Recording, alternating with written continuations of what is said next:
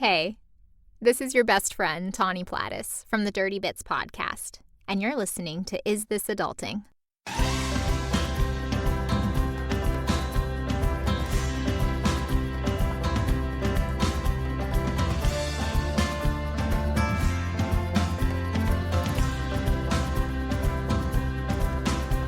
Hey everybody, and welcome to Is This Adulting, a weekly conversation between two best friends navigating adulthood as overgrown man-children. I'm best friend number 1, Stephen Pappas.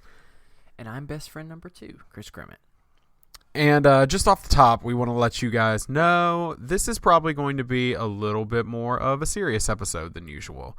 So if this is your first time listening, thank you for joining us. We really appreciate you being here. And know that we talk silly around here. We also talk serious. We tend to be more jovial on the usual, though. But there are just some things that we need to address this week that will be a bit heavier, though. And just in the interest of full disclosure, this is not our first go at this episode. We've had the conversation that we are going to have as far as a mental health check-in already, because I went to edit the episode this morning and my file corrupted and the program crashed and I could not recover the audio file. And so it is 8 o'clock on Wednesday night and you are going to get this hopefully by midnight tonight being Thursday morning. But if I'm a little late, sorry to our friends across the pond. With all that said, we're going to roll into everybody's favorite segment of the show before we get started, and that's housekeeping. I know this is your favorite part, Chris. Oh, you know it's my favorite part. Yeah, it's your favorite part.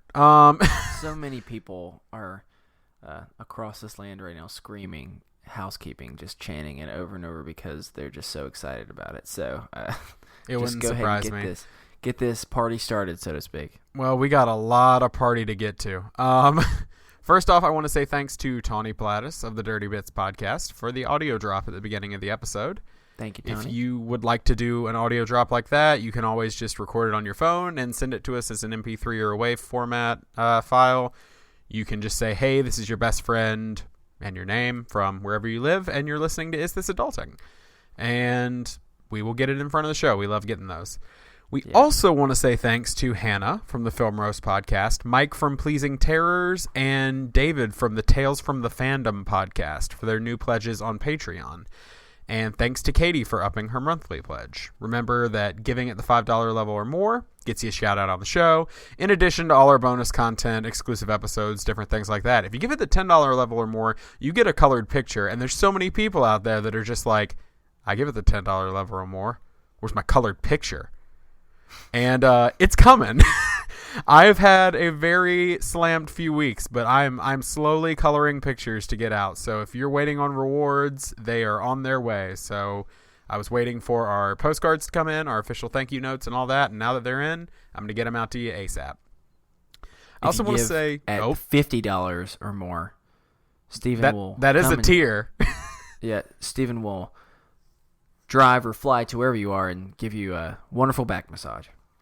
I will do that anyway, depending on where you are. If you're in state, I will just come hang out with you. I love doing that sort of stuff. Wait, for the purpose of giving a back massage? No, I will not be there to give you a back massage, though. That will require a $50 donation or more. I'll just come hang out, though, for free, because what am I doing with my time? Also want to say a very special thanks to Haley, who has somehow seemed to weasel her way into a shout-out again this week. Her goal was a shout-out every week.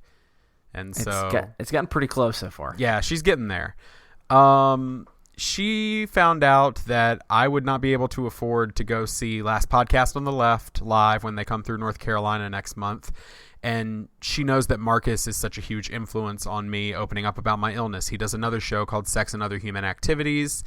And it is, at its basis, a mental advice comedy show. And if it weren't for that show, I would never have had the guts to speak up about my own problems and my own illness. And I never would have sought help. And I never would have, probably done a podcast. I mean, really.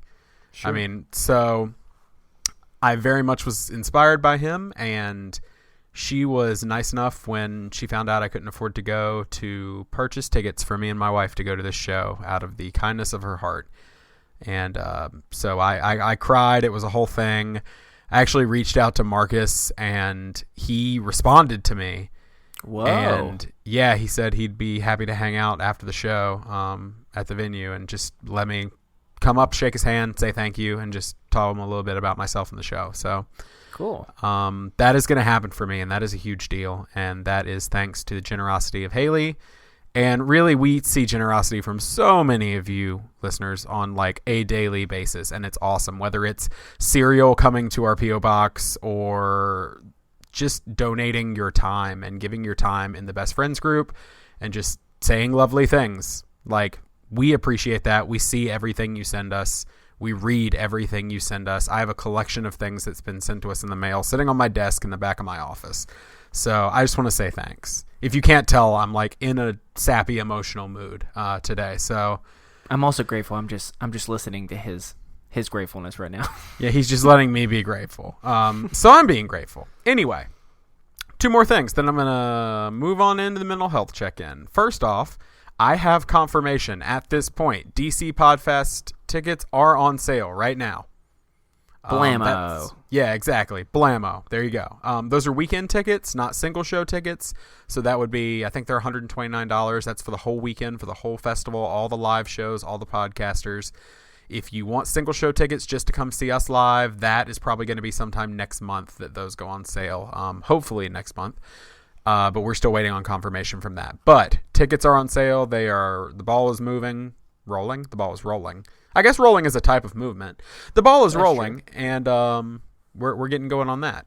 And last but not least, come hang out with us. I mean, it's gonna be a large crowd of people that we don't mostly know, and that can be awkward. So it's always cool to hang out with people that we do know. That is true. Not only are we doing a live show, but we are also doing a meetup with Josh Hallmark of the Karen and Ellen Letters, of Playlist, of Our Americana, just all the wonderful shows that he does. And so we are going to be doing a meetup with him. So even if you don't get to come to the show, come hang out. Sure. Come see us wherever we decide to do the meetup. We would love to meet every single one of you. Preferably at Golden Corral. I don't know. I don't know about the Golden Corral meetup. I put my personal vote in, but I'll talk to Josh and we'll see what happens. I got to get that chocolate fountain. I got to. Actually, it's called the Chocolate Wonderfall. Which every time I hear that, I think of Wonderwall, and it just takes me back to the sweet, sweet 90s. Last but not least, we want to talk about the 12 days of something, because we don't have a name for it yet. So there have been many names thrown out. The 12 days of ITA, the 12 days of Chris and Stevenmas was one of the ones you had thrown out just in joking riffing. Yeah, I want to do like rocking in the new year in 12 days. Yeah. That's one way to do it.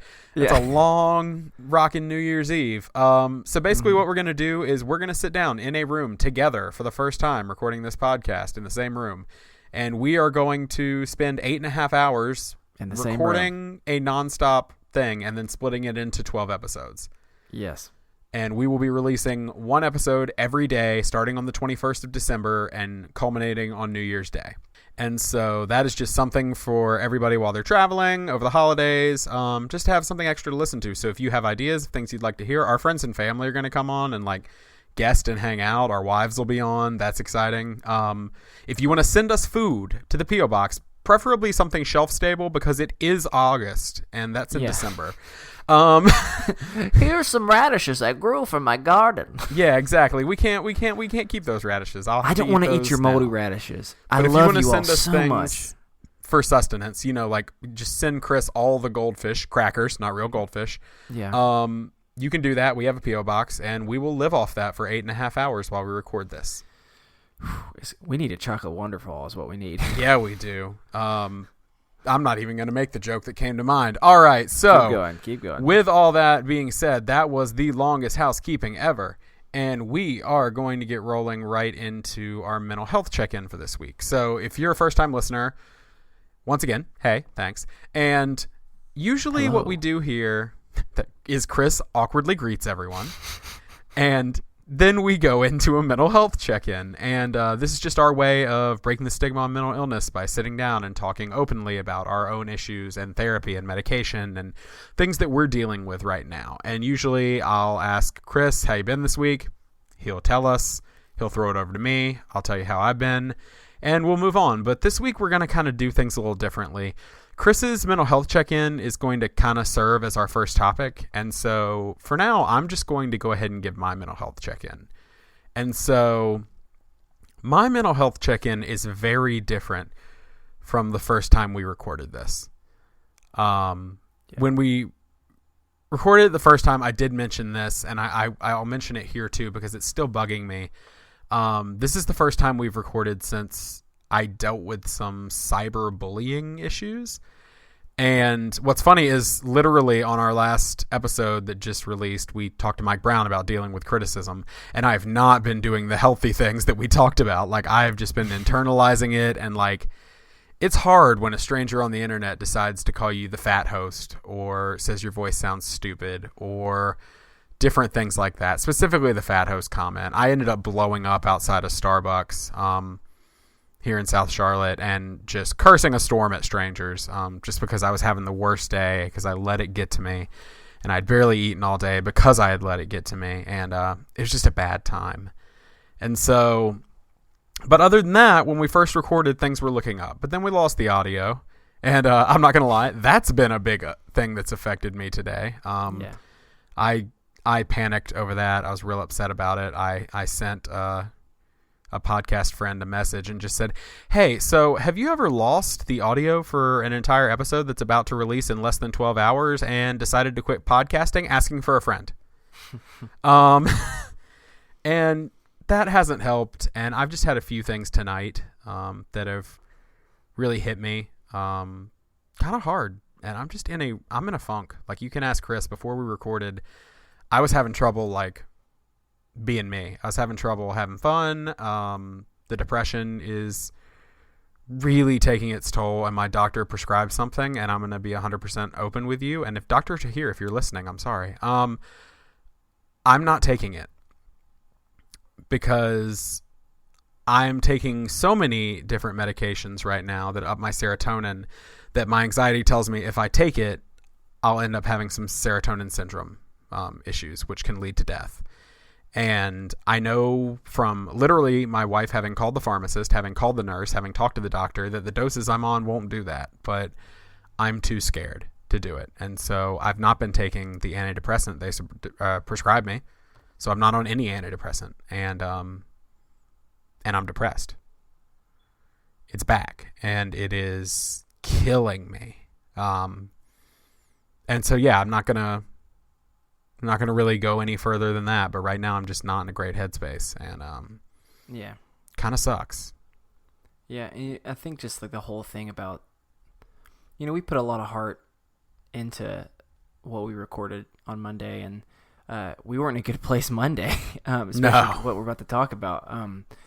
And so in many ways, I kind of felt like we were pulling teeth, and so there was that whole defeating feeling of that. And I'm kind of talking in your mental health check-in, which usually doesn't happen, but just you're fine. As his co-host / us being best friends, it was hard because I could tell it wasn't just messing with him, it hurt him, and that was really sad, especially in a situation where I couldn't really dedicate the time I wanted to with that as well. So yeah, man, I'm just sorry that today's sucking so much. No, yeah, and I mean, that's the thing about this show is we try to be honest, we try to be genuine, and that's what I'm doing right now. I know it's not the most fun thing to listen to, but in case there's somebody else out there who's feeling a similar way, at least they know they're not alone. And I know I'm not, definitely, just from having the people in the group. So as always, if you have a mental health check-in you'd like to share or an idea of how we can encourage you throughout the week, you can email us over at isthisadultingpod@gmail.com, or you can join the Is This Adulting Best Friends. It's a support group on Facebook. It is a safe space. We are keeping it a safe space for people to just come in and say, hey, I've had a great day. Hey, I've had a shit day. Hey, I'm struggling with this. And there's 177 people in there, and you are bound to get 4 or 5 people at least, and sometimes 30 or 40 who will jump on your post and send you virtual hugs and good vibes and everything that you could need. So definitely check that out. Now, this week, Chris's mental health check is, like I said, essentially serving as our first topic. And while we typically steer away from current events, we feel very strongly that we need to talk about the events that transpired in Charlottesville, Virginia over the last weekend. And also, I think the events that have transpired since. Yeah, definitely. Because since we've recorded, we have seen things escalate. We have seen people tear down monuments in our own state. We have seen vandalism against the Holocaust Memorial in Washington, D.C. We have seen vandalism on the Lincoln Memorial in Washington, D.C. this morning. Just terrible, horrible, hateful things. And so Chris will be explaining, for those of you that may not live in the U.S. or have not seen or have tried to hide from the news because it's just too hard to watch sometimes. He'll be explaining to you exactly kind of what transpired, specifically in Charlottesville. But before we do that, I just want to say we will not be getting political about the tragedy. We will be discussing it genuinely without overtly inserting our politics into this at all. This is not a time for us to get political because this isn't a political issue. This is a human issue. And so we're not going to sit here and talk about the right and the left and the split. We're not going to do that. We're going to talk about how this affects us as human beings. That being said, we at Is This Adulting openly condemn the actions of racism, hatred, and violence that took place in Charlottesville, Virginia last weekend. Our prayers are with those affected. And I mean anybody, from the people that were there to the families or just the people at home who are having a hard time understanding, how do I talk to my kids about this? How do I process this? Racism is wrong. And honestly, there is no place in our community, our country, or in the world for that kind of hatred. If you or anyone you love have been affected by the events directly and you're not ready to listen to some discussion on it, I will post a timestamp for you to skip ahead in the show notes, because after the discussion, we're going to carry on with the show as usual. We're going to play a game. We're going to have another discussion on another topic. And that doesn't mean we're just moving on from the conversation and ignoring it and just doing so in an effort to just have fun, because that's not what's happening. But in these times, tragedy running rampant and with so much tension, we as a show will continue to be a place of support for those who need it and for hope for all of us who need it. And so, now that I've said my piece, Chris, how you doing this week? Well, in advance, I'll just let everyone know I am going to talk a decent amount, so more than usual. So get ready. So just I appreciate your patience and everyone's willingness to to kind of listen to some of the things that are kind of really just like on my heart, really. So it's actually been about two and a half weeks or so since we have recorded an episode of this podcast, and the reason why is because I've been on vacation, and in that 2 weeks, obviously a lot of stuff's happened. And so, originally, before all this happened, I was going to share a mental health update about what it was like for me going on vacation, which, although there was a lot of good, there was also a lot of bad because, I was sick on vacation and there were really large crowds and it got really stressful at times. And there were moments where my stress and anxiety came back and started playing so hard, and it just was, at times was very difficult. It's this past Saturday that I was driving back when most of this was happening. So I didn't even get a chance to really process it at all until that night into the next day, and have continued to do so now. So that's why instead I kind of wanted to talk about how my mental health check-in has been, and my mental health in general has been so deeply affected by this past weekend's events. So first, let me kind of break down for everyone what kind of happened. Okay. So it was on the campus of Virginia University, and there was a protest that was being held. And originally it was supposed to just be a protest for Saturday. However, those scheduled protesters decided to also come Friday night as well. And what the basis of this protest was said to be about was that there was the removal of a statue of General Robert E. Lee that Charlottesville as a city had voted to remove. And General Robert E. Lee is one of the most well-known representative figures of the Confederacy. Specifically, what he is often known for are his pretty horrific beliefs in just white people being the superior race, and specifically why he justified slavery being a thing of saying that this is all that they were pretty much capable or worth doing, was kind of some of the things that he had been known for believing in the past. And so because of that, that's kind of the idea of why Charlottesville decided to want to take down the statue of him.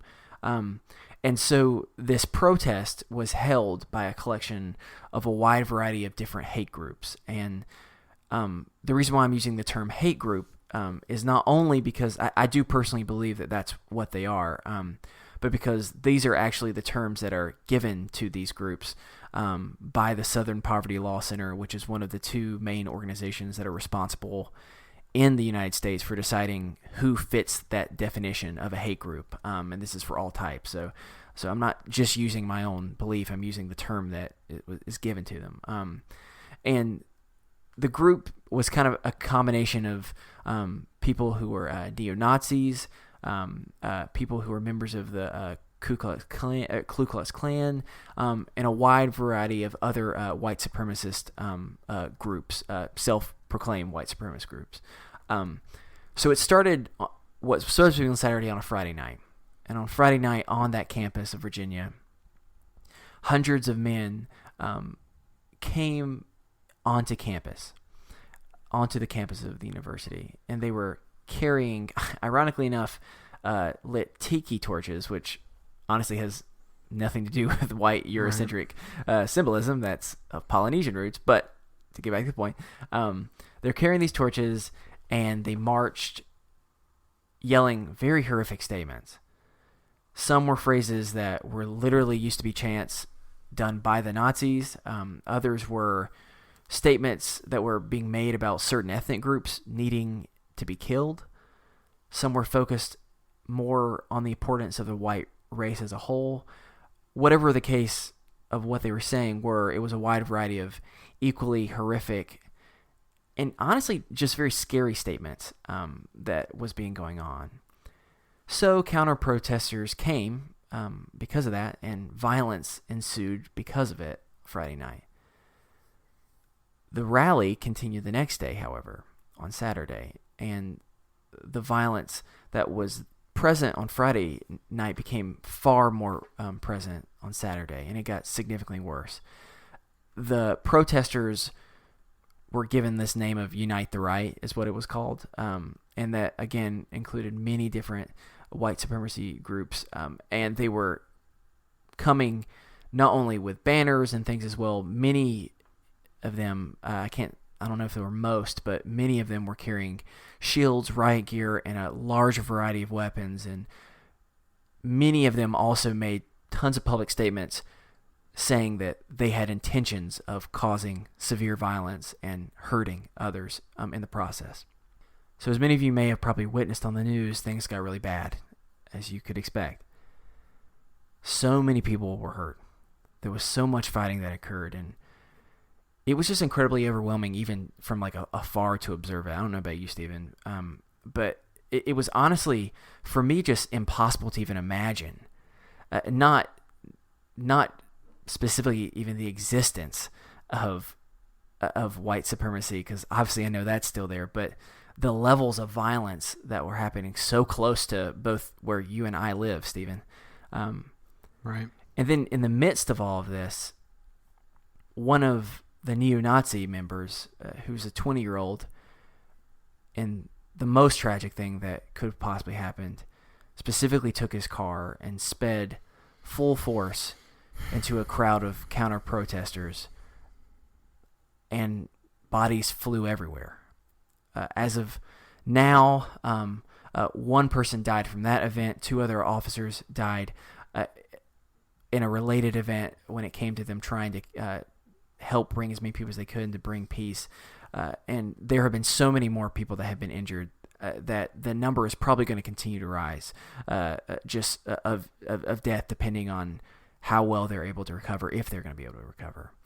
And eventually, the governor of Virginia declared a state of emergency.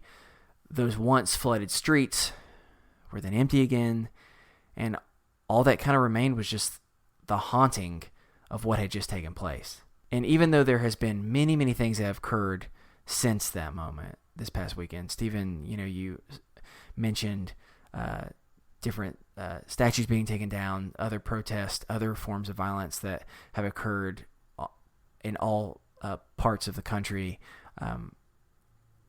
For me, what my mental health check-in is mostly focused about was specifically the events that transpired this weekend. So, when I first saw that this was happening on my way back from vacation, I knew that we as a podcast needed to respond. But the problem was, in many ways, I really was struggling with it. And not because I'm afraid to talk about this, and I know Stephen is not as what you're not afraid as well.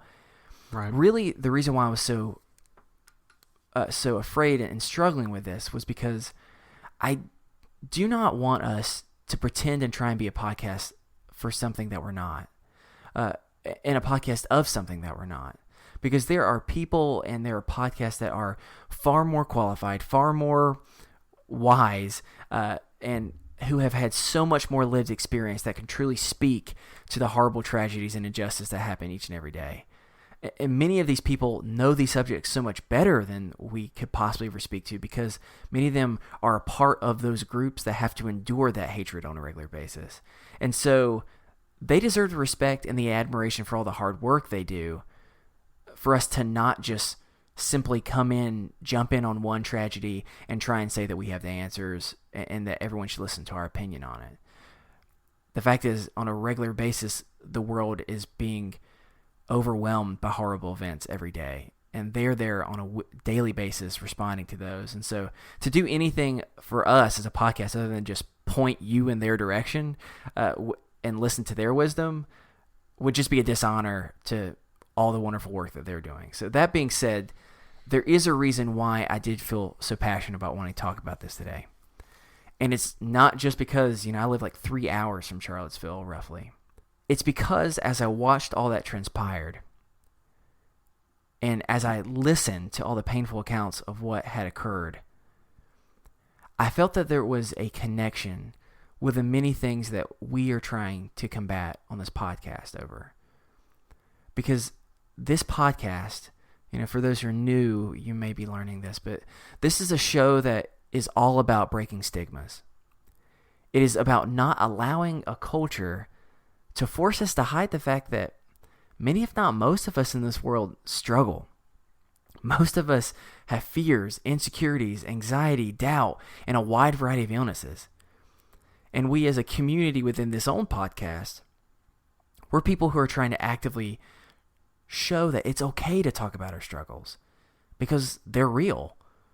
And we try as a show to show others that we're not going to allow people to discredit other people's pain by simply asking them to keep quiet. And it's because that's our mission as a podcast that I deeply empathized to the fight that so many around this world who are marginalized feel each and every day. And let me explain what I mean by that, because by no means am I suggesting the struggles of having mental health issues and experiencing hatred and racism are the same, because they are not.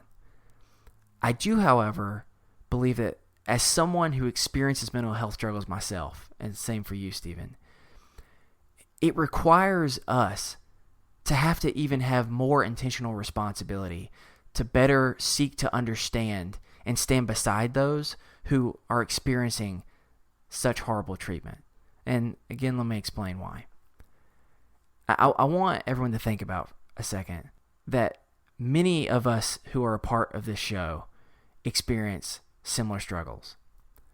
And that is, whether we personally struggle with mental health or we have loved ones that do, and we listen to the show because we're trying to figure out a better way to care for them, we know all too well the pain of what it means to like have a panic attack, and they get frustrated and hurt when everyone else around us just gets uncomfortable because they don't know how to handle it. They don't know how to help. They'll say the wrong things, or they don't know what to say. And instead, what they'll tend to do is, because they can't handle it, they'll just treat you like you're crazy and that you're being dramatic.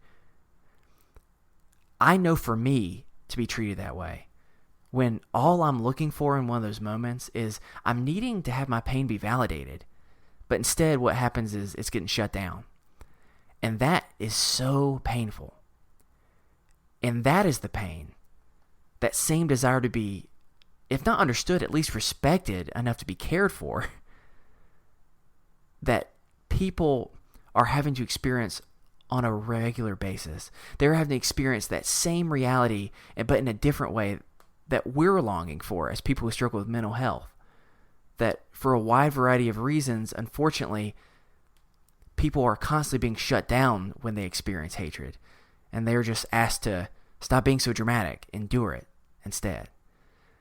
And so this tragedy that occurred this weekend is about many things, but it's most importantly, it's about race. It's about identity. It's about, instead of choosing to understand someone who's different, instead a group of white supremacists, self-proclaimed, they wanted to eliminate that difference at any cost possible. And so this conversation over race and feeling marginalized is not a new one, and it's especially been on the lips of so many in the world lately, with one event after another occurring. And for me, it's been a really interesting process to try and understand someone else's experience. Because after all, I'm a white guy. I'm a white guy that most people seem to get along with for the most part, and I haven't had the hardest life in many aspects. And I've not too often experienced the same instances that so many others have had to endure. Just the same way that for a long time I was trying to understand friends like Steven, right, who was struggling with mental health issues, but I didn't have those struggles at the time. And so often what I would do, because I didn't understand it, I would just often overlook it, or, I'm ashamed to admit, often I would almost consider what he was saying, his experience was not really reality, but him just being dramatic. And it took a severe change in my life to realize that there was something different. It took a severe change in my life to make my eyes open in that moment. It took me experiencing a panic attack for myself to realize, oh dear God, I was wrong about this. And I think that for many people, events like the one that occurred in Charlottesville, they're also eye-opening experiences for them, because they never thought that in August of 2017, something like this could have happened. While the people who have been having to deal with it every day, they're not surprised at all. The same way that, I remember when I first told you about my panic attack, Stephen, and you were very supportive for me, but I could also tell, you knew that well. You're like, yeah, it does suck. Right. And so although we could have easily, as a show, just at the beginning of it, we could have just said what many people are doing. And it's not bad that they're doing this, but, we could have simply just provided a small statement and says, we're keeping the victims in our thoughts and prayers, and, any type of violence and hate of any kind is unacceptable. And we could have done that, but I felt with what we do as a show that it would be a disservice to Charlottesville, that would be a disservice to marginalized groups who have to experience things like this every day. It'd be a disservice to all people of color who right now especially are scared because they had to wake up with the knowledge that it is 2017 and a group of people took torches and riot gear and publicly made threats towards them and their children. And I also felt that it would be a disservice to our own community here at the podcast, who knows how painful it is to not have their pain and their suffering validated, but instead just considered to be dramatic. And I felt to not talk about this in more detail, and why that us, a mental health advocacy podcast, needs to stand in solidarity with others who are also not having their pain acknowledged the way that they should be, would just be wrong. Because if we are people who desire to validate the pain and the struggles of mental health, but we don't at the same time acknowledge that there are so many others who are experiencing such a similar type of painful fight for a stigma that they are facing, well, then we just won't be doing our job very well, in my opinion. And so I know that's been a lot, but I really appreciate both Stephen listening to me, as well as all of you, and allow me to just talk a little bit. And the last thing I just will say that I've been so grateful that in the last couple of months, while I've had a really, really hard time, so many of you who listen have been such a wonderful support to me. It has really been so meaningful to me. But what I do ask is, I hope that today, and especially in this season that we're in right now, that you would turn your support first and foremost to those around you who really need that extra right now. So thank you so much. Let's not allow Charlottesville to just become another event that is a memory on our Facebook timeline in a year or two, because the sad reality is there are going to be more tragedies, whether we want them to happen or not. So instead, let's try and use this as a moment of accountability to not only be advocating for the fight against the stigma of mental health, but to be advocating against all harmful stigmas that seek to devalue pain in human life. So I know that was a lot, and Stephen, I know you've already shared some stuff, and I don't know if you want to respond or not, but again, it's just as simple as we deeply are wanting to break stigmas. And that has a responsibility on our end to make sure that we're standing beside others who are having a very different fight. Let me make that clear. But one where we should be able to empathize and do everything that we can to support and care for them, the same way that I know that I have felt so much care and support by others. Yeah, I'm angry. Sure. Yeah. Maybe even more so than the other night when we recorded. Yeah. And that's because I had some interesting, eye-opening things happen today. Aside from having watched the last few days, sorry, my brain it's okay. is a little fried, but having watched for the last few days and seeing monuments torn down, which, not getting political, because I'm not going to, it's no secret where I stand on my side, but at the same time, I'm not going to sit here and shove my political beliefs down somebody's throat. Whether I agree with the monument or not, I don't think that it necessarily should be torn down in a riot. I think it's a stronger showing of support when the government takes it down itself. And seeing what happened in Durham, there was a riot there, which is not far from either of us. Seeing the vandalism at the Holocaust Memorial, that got me. Seeing the vandalism at the Lincoln Memorial, which, I sat on the steps of the Lincoln Memorial in college. We were on a trip. You were there. I don't think you were with me at this point, but you were on that same trip with me, Chris. And I sat on the steps of the Lincoln Memorial on the tile where the plaque was placed, where Martin Luther King Jr. gave the I Have a Dream speech. And I sat on that at 2 a.m. and listened to the entire speech. I know what that place symbolizes for so many people. And to see it vandalized makes me so angry. And it breaks my heart. But what I really got frustrated with is I volunteer with some teens in Charlotte, and sitting down today and having to watch their leader, who is a dear friend of ours, and also with a little bit of input from me, have that discussion with them about, do you understand what happened in Charlottesville? Are you aware? How are you feeling? And to have most of them respond with just this lack of understanding of, I don't get it. It seems stupid. Like, I don't understand why people are racist. And to see 13 to 16-year-olds, it's so simple to them. Of just like, this is wrong. And then to look and see grown men and women becoming violent to the point of a 32-year-old woman losing her life because somebody drove a car into her makes me angry. And so I haven't reconciled a lot of this.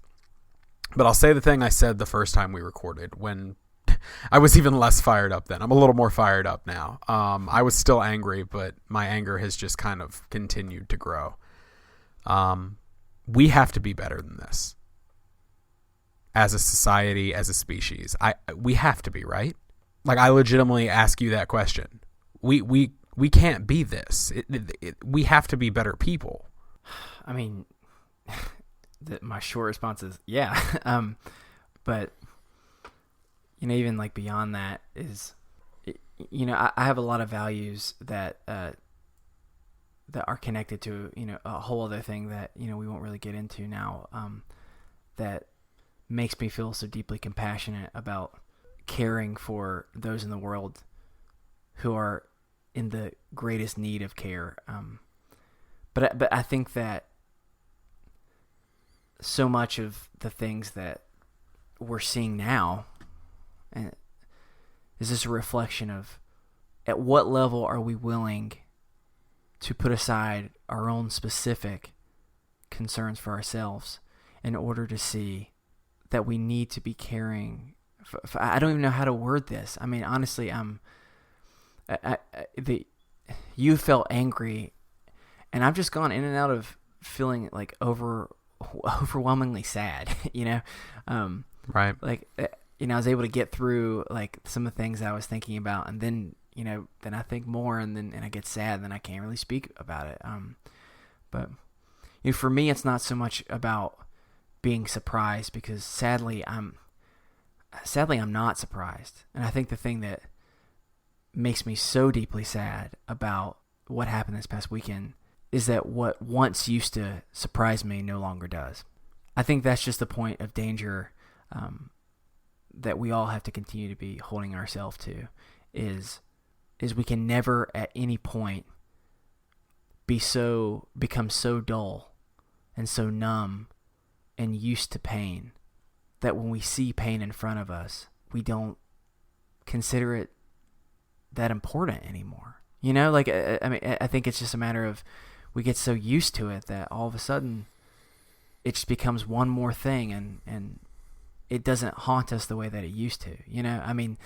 They talk about how like a long time ago when like the TV first came around, when people saw images, people at war, it literally left people in shock and crying. And part of it was because they never seen that before. And I mean, think about how often we see horrific things in a regular day. And I think the real thing for me that I'm just left with, especially, is knowing that as deeply saddened as I was and continue to be with Charlottesville, it just makes me so sad that I know that something else will happen. I don't know if it will be this exactly or what, but more innocent, sad loss of life will occur that it did not need to happen. More people will be hurt. More people will be treated deeply, deeply wrongly. And for me, the thing I'm just trying to keep remind myself is, no matter how many times this pops up on my Twitter feed, no matter how many times it pops up on the news, I just hope that I never get to a place where the deep tragedy of it is lost on me. Right. Yeah, and I'm sure I'll get to a place where, I mean, I'm obviously very sad. Oh, I'm yeah, sure I'll get that's to where a place the anger's where, coming from. Yeah, I'm sure I'll get to a place where my anger subsides a little bit, but I'm not sure necessarily that that's even true. I think I'll just maybe control that anger a little bit more and learn to deal with it, because I am frustrated to look at the TV in 2017 and see people carrying Nazi flags. Yeah. And we will not be replaced, and chanting these horrible things. And it's frustrating, but I know this is a hard issue, and I want to make a call. I already mentioned this in the Best Friends group. This goes to all the listeners, but specifically in the Best Friends group. I know a lot of you like to discuss our episodes on Thursdays when they come out. And we love having that discussion and seeing that discussion. Our mods are going to be on duty tomorrow morning, because I know they will, because they've already told me they will, because that place is a safe place. That is not a place for argument. That is not a place for political opinion. If you come in there and, well, the left says this and the left says that, or the right says this and the right says that, we have in our rules, that's ground to be banned from the group. Any hate speech, anything like that is grounds to be banned from the group. The group is a place to build each other up and to be a place of hope and love, not a place of anger and argument. And so I would just ask that you keep that in mind tomorrow. With that being said, we are not saying, ignore the issue, because the issue is there. And we said at the beginning, and I'll say it again, it's wrong. Racism's wrong. Racism's evil. Hatred is evil. And I do not condone the actions of those people.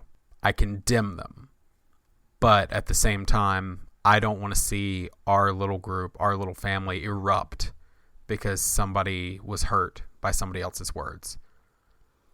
So... yeah, all I can say is there is a place in this world where, and I mean, even within our group, our community within a podcast, where it's not that difference is bad. I mean, it's actually the complete opposite. Like that's what diversity is what make things beautiful. People see things different. People are different type of things. People look different. People are all shapes and sizes and colors. Like, it's not a matter of that. What it is we cannot allow one group's call for division, the call for division we saw this weekend. We cannot allow that to be given power by causing division within ourselves. That's the only way you counteract it, is by providing unity and looking for solidarity and standing with those who are hurting most. So, right, absolutely. So now that we've touched on that and had that discussion, like I said earlier, we're going to move on and we're going to continue with the show. Usually it's a topic, a game, and a topic. And so technically it still is this week. This week, the first topic was just something that we felt we needed to share. It needed to be said. And we have a platform where we can stand up and we can be a voice and we can say, what is happening is wrong and we need to band together for support and love. And part of the way that we support our community is with fun and laughter. And so I feel like it would be doing a disservice to our community, to our listeners, and to ourselves and our show if we don't carry on the way we would. Yeah, and just the fact that, the fight against mental health stigma, the fight against stigmas and pain and suffering, that can't be won in a day. And so this is not so much a matter of us trying to avoid and move on. It's a matter of sometimes you need hope. Sometimes you need some joy to recharge, to be able to keep going. And I mean, for us too, I mean, talking about this is hard. And so not to avoid that, but to be able to keep talking about this is, we need some love and some joy to be able to keep it up. So with that in mind, we're going to do one of the things that I know for me brings joy. I think it mostly brings Stephen joy. I'm not completely positive, but and that is games. I love games. How many times I feel like I just need to make a shirt for myself that we can sell on our store that's just like, I love games, because I really do. I'm a child, man. And with that being said, I've got a new game. Are you ready for it? I'm very ready for it. In fact, I knew about it ahead of time because I had to prepare. Yeah, okay, that is true. I can still ask, are you ready for it? Are you excited about it? But, no, I'm not excited about it. That's not true. I'm very excited about it. Let me explain what this game is going to be. Trivia is a really popular thing now. It's been a while, been around for a long time, but especially it seems like it's popular these days with restaurants and bars and things like that. And so, I'm not very good at trivia. Steven is awesome at trivia. And so both to kind of even the playing field for us both, as well as just kind of doing something fun, I decided that, we're trying to look for somewhat simple, whether it's, more childish type of trivia or just more simple trivia that we can ask each other. But here's the one major catch. We will be asking these very fast, and you have to respond within literally a second or so. It's the very first word that comes to your mind. And the way we'll give points is it's going to be less about I promise you, since we've recorded this once, and especially I was bad at it, I think it's less about specific points and just if you happen to get it. Right. Maybe we can do like a half a point if you were somewhat close. You know what I'm saying? We'll kind of see how it goes from there. But so that's the game. This title is continuing to evolve and change, and right now, because I love the Fast and Furious series, I'm going to call this game Too Fast, Too Trivia. We'll see if that changes, or Steven, you came up with Too Fast, Too Humorous. I think that's pretty funny. But we'll kind of keep going around with it. But for now, we'll see what Ludacris says. That's a good point. We'll get them on the show. So let's them? get started, man. All of the Ludacris's? Yeah, all the Ludacris's. So let's get this thing started, man. Do you want to go first? I want to go first. So you want me to ask you the questions? You're going to ask me the questions? No, I'm going to ask you the questions because I did that on the Lost episode, and it made me feel better when I saw how bad you did. All right, I'm not good at this. And you're about to get some real insight into my brain and the weird places that it goes. So let's get a heads up. Can I just say that for example, just to give you an idea, I asked a really fast question last time, and I said, who was the first president of the United States? And Chris's answer was, barbecue. Yeah, I said barbecue, and then you said, what's the name of the Little Mermaid? And I said mustard. Mustard. And so I promise you, I'm not that completely ignorant, but it's amazing what the brain can do in a small amount of time. So, with that being said, all right, you ready? I'm gonna close my eyes. I'm not gonna look at you. I'm just gonna literally I'm gonna be one with these questions, and I'm gonna get more than like the one I got last time. So you got 3 last time. We'll see how you do this time. I got my hands to my head. Let's go. All right. What did children ride to school on? Donkeys. What was Professor Snape's first name? Severus. How many reindeer does Santa have? 7. What's the oldest type of tree on Earth? Green grass. What? Where does Mufasa warn Simba never to go? The jungle. What? How many planets are in the solar system? 19. Oh, God. Why did Anakin Skywalker turn to the dark side? Because he had scars on his face. Name your 5 senses. Sense, smell, mustard, dang it, touch, and, sexuality. Okay. Where do you come from? Where did you go? Cotton Eye Joe? Frozen came out in what year? 1904. What? Dang it. How long does it take the moon to go around the Earth? 14 months. Well, why was Hercules cast out of Mount Olympus? Because he smelled. What is the last level in Mario Kart 64? Just a bunch of friends holding hands. What other sport did Michael Jordan play? Okay,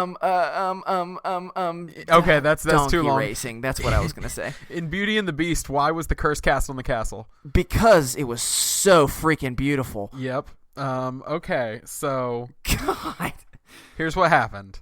Okay, you got 1. What? No, I only got 1. We're gonna review at least as much as I can remember. In fact, I'll give you another one because there is no answer. It was just a jerk question. Okay. I did Cotton Eye Joe. Yeah, I know. That was the one that technically doesn't have an answer. All right, go through some of these questions. Okay, so what do children ride on to school? I said donkeys. You said donkeys. The answer is a bus. I mean, to be fair, it's possible that there are some children that is also true. You did nail. What was Professor Snape's first name? I think that's a point, a half point. Oh, God. The donkeys. All right. I'm going to argue that that's a half point. All right, I'll give you a half point. Okay. Professor Snape's first name was indeed Severus. Uh-huh. How many reindeer does Santa have? You said 7. The answer is either 8 or 9, depending on if you count Rudolph. Dang, I was close. What was the oldest type of tree on Earth? You said green grass. The answer is pine. Where does Mufasa warn Simba never to go? You said the jungle. The answer is the elephant graveyard. How many planets are in the solar system? You said 19. That's not true. Yeah. I say 9 because I count Pluto, but whether or not Pluto we is are a planet, podcast whatever. that will include Pluto, whether people want to or not. Yeah, so to me the answer is 9. Why did Anakin Skywalker turn to the dark side? Because he had scars on his face. The answer was to save his wife. I mean, okay, agreed. Name your 5 senses. You said sense, smell, sight. No, I didn't even say sight. I said something and sexuality. Yeah, I said a bunch of weird ones. I don't know what I said. Yeah, so that I'm not even gonna I'll give you another half point for getting a couple of them. No. You don't have to give me a half point. Okay. I did not get those right. You did get one right. But okay. Where did you come from? Where did you go? Cotton Eye Joe. Yeah, technically that's not the answer because it's just asking that man where he came from and where he went, Cotton Eye Joe. So I just wanted to be a jerk, but I'm gonna give it to you because of that. Yep, I think Frozen came out in what year? You said 1904. Yeah, that's not when it came out. No, it came out in 2013. At least I think it did. I know it wasn't 1904, so it doesn't matter. How long does it take for the moon to go around the Earth? You said 14 months. Do you actually know? How long does the moon take around to go around? I don't even know. A day? I don't know. A month. Because the cycle of the moon is a month. Oh, well, I didn't know that. Why was Hercules cast out of Mount Olympus? You said because he smelled. Yeah. The actual answer was because he had been made half mortal. At least in the Disney version, so deal with it. Yeah. What is the last level in Mario 64? You said just a bunch of people holding hands. Just a bunch of friends holding hands. Friends holding hands. Well, the answer is Rainbow Road. Yeah. What other sport did Michael Jordan play? I don't know what you even said. I eventually, after stumbling you went, through, said donkey racing. Donkey racing is not correct. It was baseball. I do know that. It was but baseball. It was not actual donkey racing. So. And in Beauty and the Beast, why was the curse cast on the castle? You said because it was so dang pretty? Yeah, I don't know. It's because he turned away an enchantress who was disguised as an old hag. It's really harder than you think when you have to just immediately answer. You have no time to think about it. Oh, I'm not anticipating doing much better. Okay, I did better last time, but you've had time to like mess with the questions now, so who knows what's going to happen. So, okay, here. Let's see if I can get this. All right, the same thing. You have to close your eyes. You have to just listen to the sound of my sultry voice. God, I love you have literally a second or so to respond. All right, let's do this. And we will begin. What country does Legos come from? Sweden. What is the group of lions called? Lions. Well, tomato. What's called if you have a fear of spiders? Arachnophobia. Oh, yeah, well done. What's the title given to the rulers in ancient Egypt? Pharaoh. Oh, yes. What's Barney Rubble's occupation on the Flintstones? He does that thing with the stones. Probably going to be a half point. Name all of Santa's reindeer. Go. Dasher, Dancer, Prancer, Vixen, Comet, Cupid, Donner, Blitzen. Rudolph, if you want to count it. Dang it. What's Henry VIII known for having a lot of? Wives in Turkey. You're still doing better at this than I am. Where do acorns come from? Trees. That's a half point. Sing the jingle for Meow Mix. Go. I want chicken. I want liver. Meow Mix, please deliver. God, I was not prepared for you to know that. Is that right? Why did Shrek go and get Princess Fiona? Go. Because she was damn pretty.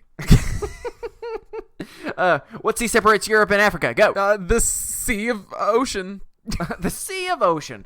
How many ounces are in 18 pounds? Go. 4. What's the most popularly consumed fruit in the world?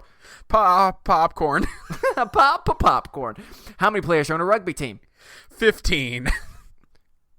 Shut the hell up. You just, oh my God. Wait, is that right? Yes. And finally, name 3 types of sharks. Go. Shark, Smeagol, Jetsons. The most commonly named shark in all of the Atlantic, the Jetsons. Oh my God. All right, okay, so that is harder. I did get. Are there really 15 people on a rugby team? Yeah. So oh my God, I totally guessed that. 1, 2, 3, 4, 5, and then 2 halves. So you technically got 6. So well that done. That beats your 2.5. Yeah. What country do Legos come from? That's Denmark, not Sweden, but close. Somewhere over there. What is a group of lions called? Not lions. It's called a pride. Isn't that nice? A pride. It is a pride. Yes, arachnophobia is the fear of spiders. Yes, Pharaoh is the title given to rulers in ancient Egypt. Barney Rubble, his occupation, I give you a half point for this. He was a dino crane operator. Sure. You did have all the names of Santa's reindeers. Henry VIII was known for having a lot of wives. I was hoping that you would say something random. Where do acorns come from? technically, yes, trees, but oak trees. So I give you a half point. Somehow you were able to immediately throw out the old Meow Mix jingle. Austin Powers, dude.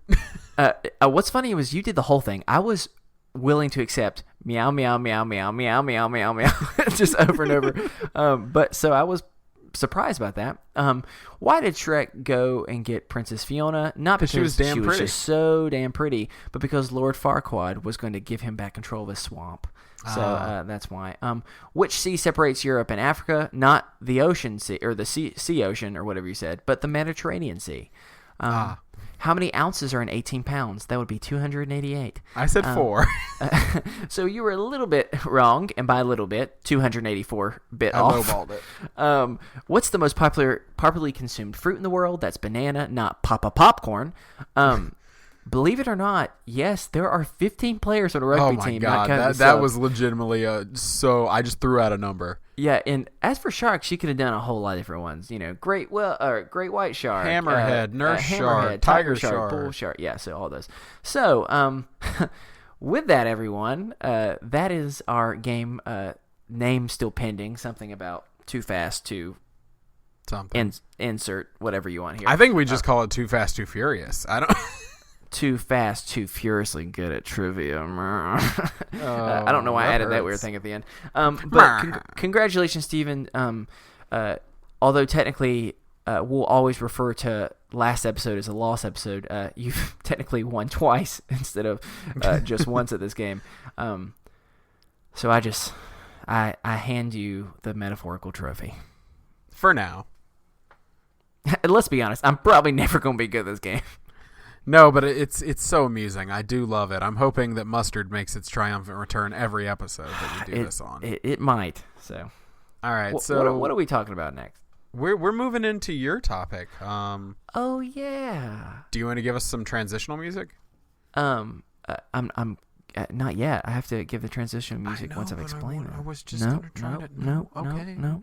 Just do one thing for me. Just do one thing for me. Hey, excuse me, everyone. Can you just give us like 2 seconds? We just gotta, step. We have to just step over real fast. Did that sound like I was moving? Yes, it did. Good. We have to have a private discussion. Hey, what's your big deal? No, you need to do the theme song. You gotta do that. Hey, I posted the music. People know the music. Hey. Poop. You're special. Are we good? Yeah, we are, Gee Buttersnaps. I like how I started walking away from our metaphorical conversation. For anyone who watches Psych, we legitimately just did a Psych bit. That's pretty much what we did. Okay, without planning on it. So as I've already explained, I went on vacation. And to let everyone know, I went to what is considered by many, including them, the most magical place on Earth, and that is Disney World. I'll be honest with you. I don't know if I would call it the most magical place on Earth, considering it was like 99 degrees and 100% humidity and 5,000 people there. However, I did enjoy myself, and I walked away, me and my wife both did, with some fun little observations from our trip, almost like a TripAdvisor review. So I kind of wanted to share them with both you, Stephen, and the group, and I just wanted you to kind of know some of the things that I learned, both about myself and about just Orlando and Disney as a whole. Are you ready for this? I am very ready. Observation number 1. Walt Disney does not understand the process of aging. Now, whatever do you mean? Yeah, now that might sound strange. Maybe not to you. It did yesterday, or when I explained it before. But let me explain to everyone else. So there is this ride in Magic Kingdom in like the Tomorrowland area, which is the whole point of it is, looking at what the future is going to look like, and that's where Space Mountain and everything is. So there's this old ride called the Carousel of Progress, which was originally created back in like the 60s for some type of World Fair type of thing, and it's all like animatronics and pretty much just describing the progress in technology in different parts of the past century. So the main reason why we rode this was not because we had really any interest in participating in it, but hey, there was no long lines, there were plenty of seats, and guess what, Steven? Air conditioning? Oh yeah. Got that So good air that conditioning. was that number one reason why I was interested in the carousel progress. So we got on, and what's cool about this in general, just so you know, is unlike the reason why it's a carousel is because it moves, but not the actual stage moves. The seats move, and so you go from room to room. And when you're doing that, you're like traveling from different like not centuries, but different decades within the century. It kind of jumps every 20, 30 years or so between decades to kind of see the advancement in technology. So this is why I say that Walt Disney does not understand the process of aging. This whole thing was like Walt Disney's like baby. Like he loved this thing so much. And so it starts out nice and simple. It's like at the turn of the century, and it's like not this old man, like a man that probably is like in his 30s, 40s, sitting in a rocking chair and like welcoming us and everything. And he's got his little animatronic dog right there named Rover. And with it, you see, like his little son, his daughter, and his wife, and the grandparents. I'm not sure if that's his parents or whatever. But they're just being like, all these crazy like new technologies, like working plumbing inside. And I heard stories about the possibility of an electric light. Can you believe that, dear? I couldn't believe that. That type of stuff. And it was whatever it was. But so at first, I didn't think anything of it. It's the turn of the century, whatever. The number one thing that it does is, as it's transition to every time it's about to end, or as the scene is ending and you're going to move, and the whole time you're moving to the next like decade, is this song that's playing, and it's called "Great Big Beautiful Tomorrow." We put it on our best friends group. I'd encourage you to go out and listen to it at some point, but this is pretty much how it goes. It's a great big beautiful tomorrow, just like really old school and everything. Did you like my that thing? I did. It's more fun to watch you do it too. Like I feel bad for the people listening that can't see it. I get fully into it, y'all. I'm doing my little like Saints go marching in, power stepping and everything. It's real good. Is that what that is? That's what I'm calling it. Okay. So, but it's not just that they're singing this song. Literally, like he'll be in mid-sentence and he would just surprise all of us. And it was scary because it was loud. And he'd be like, well, I can't wait until I see it's a great big beautiful tomorrow. And like music's playing everywhere and like everyone jumps and we're flipping out. So that happened the first time and we start moving. And then as we're moving, because it's pretty slow, I look over to my wife and my sister who's in there with me and go, oh, this is so freaking sad. That animatronic dog, I'm not even trying to be mean. Like, it's not going to be there for the next one because it's going to jump like 30 years. And we're like, why would they even put a dog in there? That's so weird. But then all of a sudden we start making the corner, and the dog is there again. This has been 30 or so years, and the dog looks the exact same. And I'm like freaking out, like, why is this dog not aged at all? This dog is like 35 human years at this point. This does not make any sense. This is like Rip Van Winkle the dog over here. But then I look up and realize, wait, the man hasn't really aged. But then you look, his parents, his wife, and his children have all aged. And so I'm like, wait, it's been 30 years. Why has everyone only aged like 6 years though? And like they're like in their early teens and stuff. And so again, it's like the 20s, 30s or something like that, where it's new like sewing machines and everything's good. And then once again, he's in the middle of talking, and Steven, you're going to guess what he does. Does he sing? He's sitting there talking, it's a great big beautiful tomorrow, and again, like we're jumping, and by this point it's almost like a funny thing between all of us because we're like, what the heck is this dude doing? Like, give us a heads up. But this time as we're moving, I'm like, well, dang, this is sad. Now for some reason they decided to keep this Rover dog in. There's no way we're about to jump another 30 years, and we start making around the corner. Steven, you're not gonna freaking guess what's right there. I bet I am gonna guess. A 15-man rugby team. No. Rover the freaking dog is back. This time, dude, it's like the 50s or something. But at this point, this dog is 50 human years old. Yes. Yet somehow, at the same time, he has not aged at all. He's still just sitting his head up. How in the world is he not, like, freaking just laying there on the ground right now? You know what I'm saying? Like, I don't understand that. The same is true with the dad. He has not aged at all. Yet you've got kids that have aged another 10 years or so. I need you to know that 50 human years is 350 dog years. Seriously, it's it is the most amazing thing ever. And so I'm over here just, by this point, I'm not even paying attention to what they're doing. I'm just getting angry because I'm like, this literally makes no sense. Like, the carousel of progress, is this specifically of the fountain of youth or immortal life? Because it keeps going, and then so all of a sudden, out of nowhere, it's a great big beautiful tomorrow, and just scares us again. And this time I'm getting like pissed off now because I'm like, dude, if you sing this one more time and we move over again, and then it gets into this like weird America's Funniest Home Videos, like 1980s, 1990s, like home set with all these weird type of technologies that are supposed to be the future.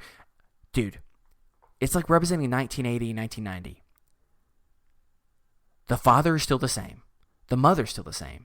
The daughter is now only like 22. The son is like 18. Freaking Rover is sitting there wagging his tail, jumping for treats, yet I don't know how in the process he's Benjamin Buttoning right now. Pretty much. And then the two grandparents are still there, yet somehow the grandparents have aged, and they look, no joke, like they were the second and third pick for the casting of Brendan Fraser's The Mummy, because they both look so old. They are like the worst Madame Tussauds like wax figures in the possible world. Like I was really hoping you were going to tell me that you turned the corner and they were all just skeletons. Honestly, I would have stood up and applauded and say, thank you, Walt Disney. Rover's just over there gnawing on a femur. Oh, that would have been a cool twist. I would have liked Rover that. survived. That would have been so cool. I like that. But pretty much, so that's a long observation, but that was the one that just upset me the most, was Walt Disney clearly does not understand the process of aging. But what he does understand is how to create a sick beat.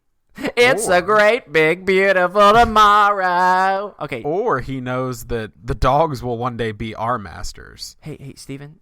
Yeah. I sung the transition music, and that means sorry. I've moved on to my next point. I'm sorry. This is already going to be the longest episode of Is This Adulting ever. I'm very sorry. I'm going to start going Do we need to have another side conversation? What? Oh, no, I was just, I don't know. No, we don't. Okay. Just walk back. Yeah, that's what you get. Ow. Oh, no. Okay, I apologize. So here's we're definitely not going to keep doing this bit. No, please not. So second observation, and this is really one of my only longer observations, and this is more of a deep cry to everyone out there. My observation is, and I've always known this, but it's just made so painfully clear to me this past week, and that is men's public restrooms are making me lose hope in the world. Yep. And that is because I do not understand how possible they can be so disgusting. For those who don't spend time in men's restrooms, let me just let you know, no matter where you are, no matter in what state you're in the United States, and it's not always like this in other places. I've been very, very fortunate and blessed to be able to go outside of the country before, and it was not like this. For some reason, no matter what toilet you go to, it's almost like men walk in and say, it's time for me to pee. Hey, I don't care that they're open toilets. I'm going to have a free-for-all on the ground right now. And you are walking through literally a swamp of times of just wet, sticky floor, and it is disgusting. And I was made aware of that over and over and over again as I would try and go to a restroom for just a temporary relief of air conditioning. And then I'd walk in and immediately go, this is not worth it. I did not decide to go to the bayou today, and that is pretty much the disgusting reality of what all men's restrooms are. It's coming off the ceiling. It's on the walls. Yeah. So it's if there are any young men listening, I have a specific call of action for you, and that is you can change this world one pee at a time, and that is by simply peeing in the toilet. It's not that hard. Okay? It's a great, big, beautiful tomorrow. Okay, every time? Nope. Just those two. Okay, the third one's pretty simple, and that is that Gold Bond was handcrafted from the Angels. Know why, Steven? Are we trying to get a sponsorship deal with Gold Bond? Besides that, guess what? There was none for this guy over here. Chafing. Chefing, as others call it. No one calls it that. I was trying to make it sound fancy. Yep. We talked a little bit about this a few episodes ago. Chafing is a real thing, especially when you're in a very hot, disgusting area, walking over and over again. But when you have some special Gold Bond, it's not the case. So Mr. and Mrs.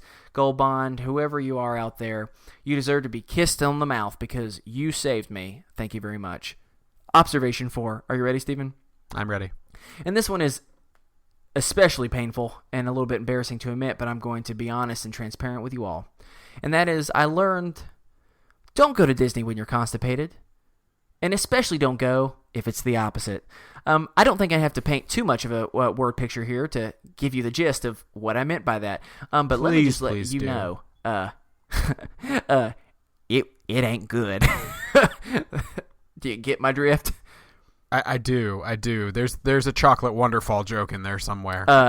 Let's just say that it was not a great, beautiful tomorrow for those 2 days. And so I was very sick. Just fun little fact.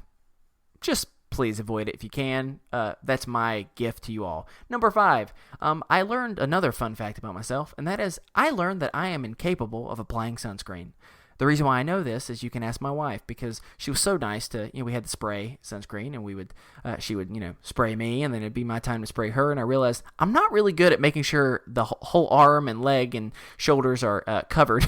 Instead, I just kind of do a quick almost air freshener approach, and poor my wife.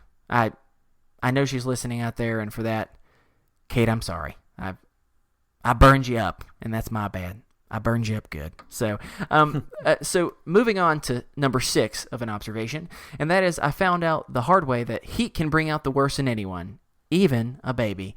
Stephen, we were riding on the tram back to get back to the actual parking area, because it's Disney and it's a huge parking lot, and we're riding on there, and the tram stops while we're a few stops later, and this family gets off, and they're taking forever. Oh my God, it's taking so long. And it's because they have this little 3-year-old, and he's trying to get out, but he is just being a little pain in the bum, if you know what I'm saying. Just whining and everything. And he makes it very clear that he wants to shut this door to the tram. But Sure. But the parents had already shut it, and then he was flipping out, and we were not going anywhere. So they came back and let him shut it, and he looked. It was very funny because he looked very satisfied or whatever. But he walked a few more steps, and you could still tell he was pissed off at his mom and dad. And so he just was grumpy and and then immediately out of nowhere, I didn't even see this. He reaches on the ground, picks up some trash, and throws it at his family. I mean, that's his right. But his family was less than a foot away from him. This is a little 3-year-old trash monster over here. Man, the heat made this baby go from a sweet, beautiful little Gerber baby that was modeling for everybody to a little trash monster that is trying to straight up chuck stuff Oscar the Grinch style, or Grinch, Grouch. What am I trying Oscar to say? the Grinch. Oscar the Grinch. No, that's a different story. So he can make anyone bad, including cute little babies. So next point, number 7, and that is you're familiar with Facebook Live, right, Stephen? Yes. Well, I found out that Facebook Live is not for everyone. I saw quite a few people using Facebook Live while I was here or there, especially when it came to fireworks and stuff. However, there was one young lady, she was about 13 years old, who I'm not quite sure if she understands the concept of what is worthy of putting something live on Facebook. So we're sitting in the tram, ironically again, and we're sitting there, and she's like, oh my God. And she looks at her parents, she goes, I'm totally going to stream this live. Everyone's going to love it. And just hits live. And she's at first just holding the phone and just streaming straight into the back of the seat. Sure. And me and my wife Kate are looking at each other what is she doing? And then she, after 5 minutes goes by, I guess her hand is tired, and so then she just sets it kind of down, not down on the ground, but is holding it down around her, facing the floor of the tram. The girl is still streaming this thing on Facebook Live, and I'm looking, and I'm either her friends are so bored, or she completely does not understand the concept of Facebook Live. 2,000 live viewers, I guarantee it. I mean, maybe I was so badly trying to look over the seat to figure out how many people were watching, but there's not really an appropriate way for a man almost in his 30s to be trying to look onto the phone of a 13-year-old. And so that is an accurate statement. I decided best against that, which that could be another observation for you if you like, that I had self-restraint from being curious about that. So maybe it's that's number. I don't know. Maybe it's like I don't know. You know, like when my anxiety's real out of control, I'm sure I'll be doing this while I'm editing later. Maybe it's like those like live wildlife cams that like people like you can stream on YouTube, like of like the lower lake at this national park in Alaska, and like it's just peaceful water. Maybe somebody's like really enjoying the peaceful tram ride. I mean, maybe, but it's not even the tram ride. It's a picture of the ground. Yeah.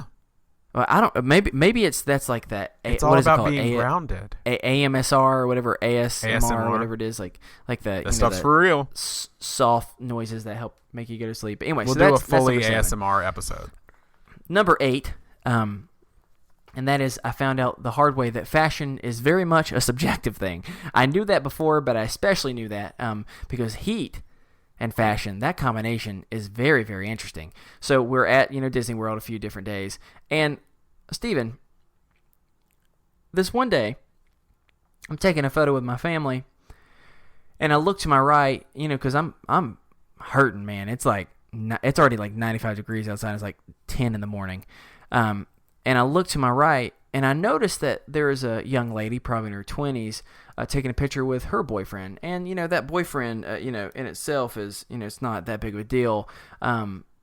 He's just wearing a T-shirt and stuff. But she, on the other hand, Steven, is dressed in full leather.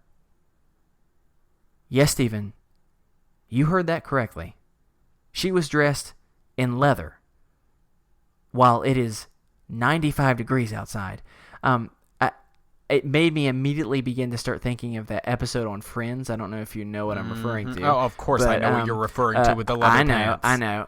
Yeah, where Ross has leather pants on and then pretty much can't. It's just a fun story, but yeah, that girl was wearing leather, and it took everything in my power, honestly, to not go up to her and go, "Who in the hell are you? Like, are you either an Eskimo?"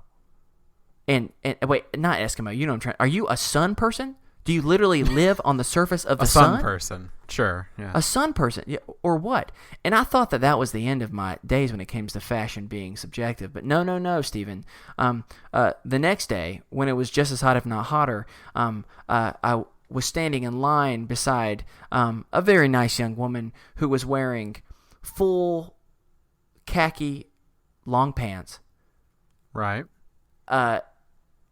She was wearing a long sleeve shirt.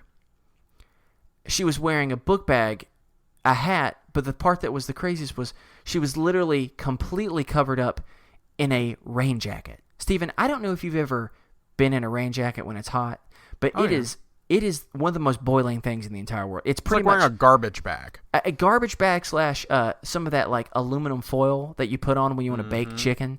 That's literally what she was wearing. And I'm looking at her, and I'm again. Maybe she was trying to get baked. Dude, I'm. All right. Well done. All right, well Sorry done. About that was good. Hey, actually, Steven, can I have you step aside real fast with me? Yeah. Don't you ever make a joke like that when I'm talking again, okay? Yes, sir. Anyway, Steven, like I was saying, so that was fashion. Almost getting done.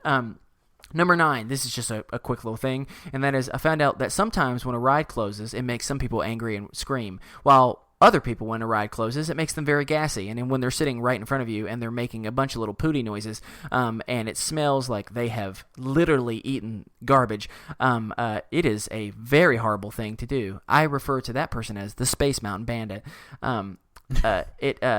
Because he stole my breath away, if you can get my drift. Number 10, this is actually just a fun little Disney hack for all of you. Did you know even if it's not your birthday, it can be there. All you have to do is say it's your birthday. They will give you a free little birthday pendant. And it's so nice. We had 2 birthdays in our family that had gone, and everyone is always being like, happy birthday, I hope you have a wonderful day. And it's just so nice. And then a couple times, people gave us free stuff. We weren't even trying to. We were just about to order something. They go, you know what? Today's your birthday. Let's just, and not just her, like their stuff, everyone's stuff. Like, it was awesome. So when you go to Disney, say it's your birthday. That's my little advice to you. And finally, Stephen, and then I will be done. Stephen, at Animal Kingdom, there was a new ride. And that Pandora ride, thing, right? yeah, it was based on the movie, Avatar. It's the world of Pandora. Literally, it was beautiful, man. It was really, really cool what they did with it. However, one of the new rides, the really popular ones, Steven, there was a 4-hour wait for it. Sure. And I was so horrified that it was being 4 hours. And I mean, it was like a cool ride and everything. I mean, we didn't go on it because there was no way in the world I'm waiting that long. I decided just for fun, I'd give you some random facts because I was interested in what all could a person do in 4 hours of time instead of riding that ride. So here's just a couple fun facts for you, okay? Okay. You could run a marathon, and some people who are really quick might be able to run it twice.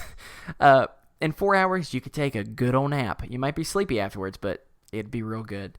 In 4 hours, you could cook a 14-pound turkey. You could also get a wide variety of surgeries that don't take 4 hours. You could take a tour of a college campus. Maybe that's what you want to do with your time. You could assemble one piece of furniture from IKEA because everyone knows that it takes literally 3 to 4 hours just to put 3 pieces of wood together. Sure, those flurgans are hard to figure out. Exactly. You could also watch Gone with the Wind, a classic movie that most people would not watch because of how long it is. But you could watch that instead of wait in line for a 2-minute ride. Stephen, no joke, I looked it up. I could fly from where I am currently to the Bahamas in 3 hours and 50 minutes. Yes, I could fly to the Bahamas in less time than it would take for me to ride a stupid Avatar ride. I could also play a game of Settlers Catan, or half a game of Monopoly, because everyone knows that's literally the longest game in the Right. entire world. Or you could just binge something good on Netflix, like Stranger Things. Maybe not the whole thing, but a good portion of it. So those are just some fun facts of what you could do with 4 hours. Hey, you know what? For fun, if anyone is in our best friend group and you want to tell us, I'd be curious, what would you do with 4 hours beyond waiting for a ride? And if you would wait for a ride, I would love to hear either why. That's the most important question. But if you were in a ride, what would you do? Like, what would you do while you're waiting in line? What ride would it be, aside from the Carousel of Progress? Oh, man, that might be worth the 4 hours. But you would hate that song by the end of it. But I hate that song already. You know? Hey, I love it. But yeah, so that's some of my observations. Thank you for letting me share. It was a very interesting trip because, as I told you, one of my observations, I was sick. I'll keep it at that. So yeah, I'm back though. I'm back from Island time. So happy. I'm so happy you're here. Don't say that with any more excitement. No, okay? I know. I was so scared that you would never come back. And so I would just become like a Florida mobster. Here's the moment where I pull back the curtain. This was going to be the cool moment. This was the big reveal in the lost episode where we started the wind down and Chris was about to tell you how to follow us on Twitter. Yeah. And we had a surprise Brody Watch 914. Woo, woo, woo. Last time I was just completely shocked. I was like, he was. What? It was awesome. Lying? His reaction was great because I threw it in during the sign off stuff. Yeah, and it was great. It was a surprise. But now it's not a surprise. Now I just got to tell you about Brody Watch 914. All right, tell me about it. So on our last episode, we had Mike Brown from the Pleasing Terrors podcast. And of course, a lot of our listeners already listen to him, but some of them have not. So my best friend from growing up, best man at my wedding, Adam, is like, I'm gonna check out his podcast. I was like, cool. So yeah, that's nice. I'm mowing the lawn the other day, and I get a call from Adam. Okay. And I pick up because I'm like, it's like 3:45. He's still at work. Like, I hope everything's okay. And so I stop mowing the lawn. I pick up. I'm like, hey man, what's up? And he's just like clearly rattled. And so my first thought is like, oh God, what's happened? And he's just like, so I was listening to Pleasing Terrors. I was like, okay, did you get that scared about it? He's like, no, let me tell you. He said, I was listening to the second episode, which is it's a scary story about something that happened in Adams, Tennessee. Okay.